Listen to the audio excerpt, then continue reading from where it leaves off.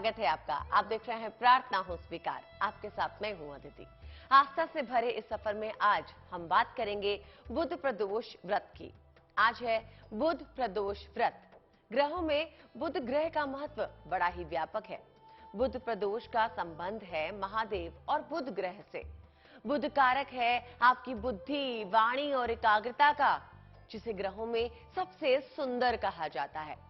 माना जाता है कि इस दिन शिव जी की उपासना करने वाले भक्त की हर मनोकामना पूरी होती है। आज हम आपको बताएंगे बुध प्रदोष की महिमा और क्या है व्रत के नियम। शिव जी का ये परम प्रतापी व्रत कैसे आपका जीवन संवार सकता है, देखिए।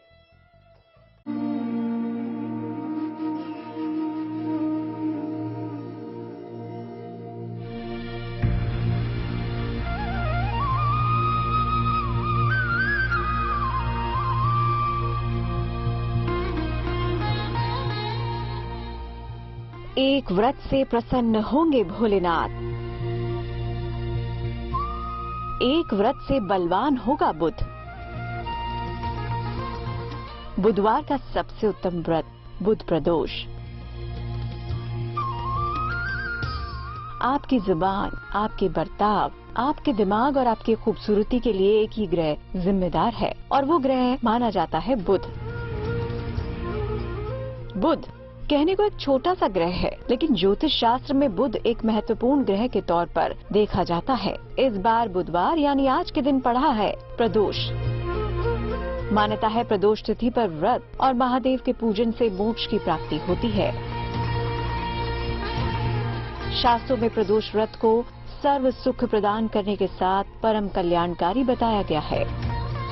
प्रदोष व्रत भगवान शिव को प्रसन्न करने का सबसे सुंदर और सरल साधन है। भगवान शिव को किसी भी प्रकार से यदि आप मनाना चाहते हैं और आपके पास कोई उपाय नहीं है, तब बुध प्रदोष का व्रत करने से समस्त प्रकार के उपाय ऑटोमेटिक उस व्यक्ति को प्राप्त हो जाते हैं और भगवान शिव की अपार कृपा उस भक्ति को प्राप्त होती है। भगवान भोलेनाथ तो शिवदानी हैं और तमाम प्रकार की जो भी आप मांगते हैं और आपकी मनोकामना को वो स्वतः पूरा कर देते हैं। इसमें कहीं से कोई संकट और संशय वाली बात नहीं है। बलवान बनाने के अब हम आपको बताने जा रहे हैं महाप्रयोग। बुध अगर आपकी कुंडली में बलवान है तो ये किसी वरदान से कम नहीं समझिए, लेकिन बुध के कमजोर होने पर और कौन सी समस्याएं आ सकती हैं और प्रदोष का व्रत किस तरह से आपके लिए बुध ग्रह से जुड़े दोषों को दूर करने का महाप्रयोग है, देखिए।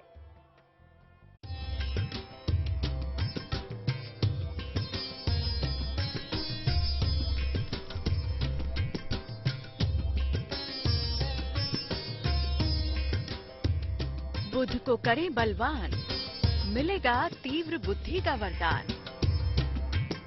बुध को करे प्रबल, निखरेगा रूप, बनी रहेंगे सौंदर्यवान। आपकी जबान, आपके बर्ताव, आपके दिमाग और आपकी खूबसूरती के लिए एक ही ग्रह जिम्मेदार है और वो ग्रह माना जाता है बुध। बुध कहने को एक छोटा सा ग्रह है, लेकिन ज्योतिष शास्त्र में बुध एक महत्वपूर्ण ग्रह के तौर पर गिना और देखा जाता है। जब प्रदोष बुधवार दिन पड़ता है तो उसे बुध प्रदोष कहते हैं। यह बुध ग्रह से संबंधित भी होता है, भगवान शिव से भी संबंधित होता है।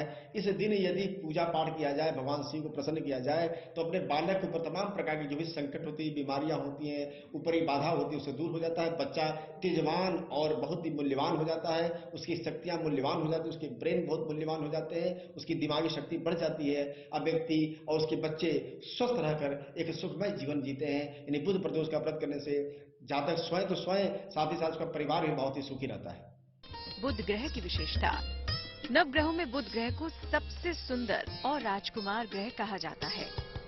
इनके पास पृथ्वी तत्व है और ये कन्या और मिथुन राशि के स्वामी है।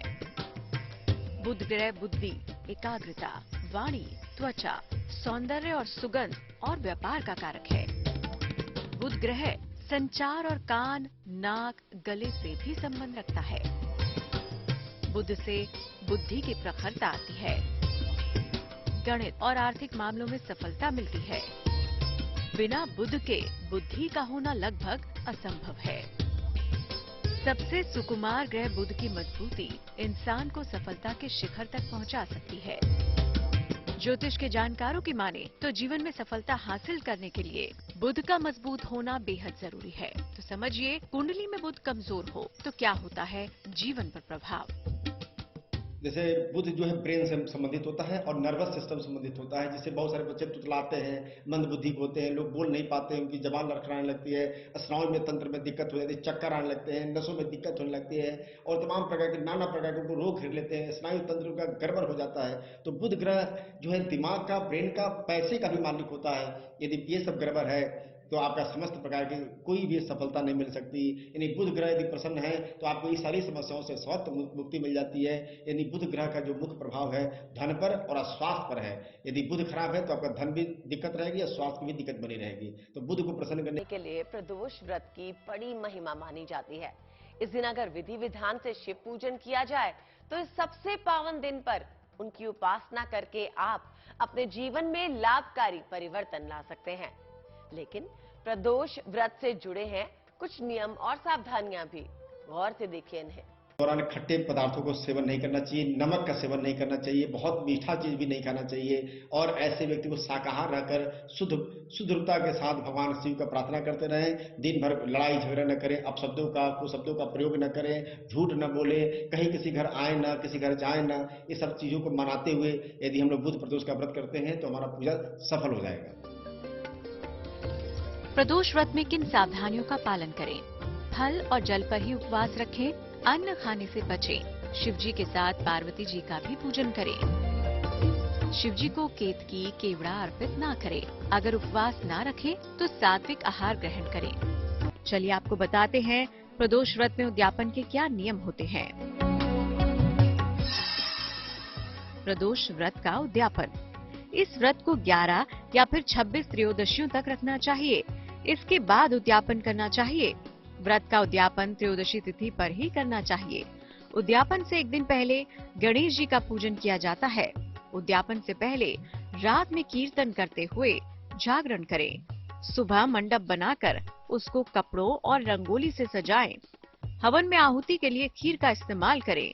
हवन के बाद भोलेनाथ की आरती करें। अपनी सामर्थ्य के मुताबिक दान दक्षिणा करें।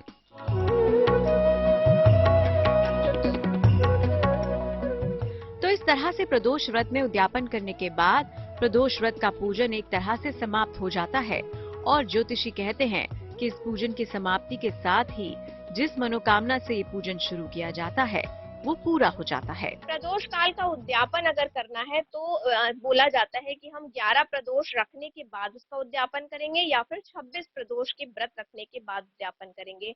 प्रदोष किसी भी दिन पड़े उस दिन से मतलब नहीं होता। आप किसी भी दिन जब भी त्रयोदशी तिथि पड़ती है उस दिन इसका उपाय करके उद्यापन कर सकते हैं। परेशानी कोई भी हो, बाधा कैसी भी हो, भगवान शिव की कृपा से हर मुश्किल आसान हो सकती है, क्योंकि शिव तो अनंत है। शिव की महिमा अपरंपार है, तो देर किस बात की। इस महाफलदायी प्रदोष व्रत का लाभ उठाएं।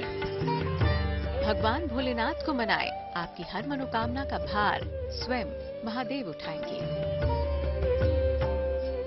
Bureau report, good news today.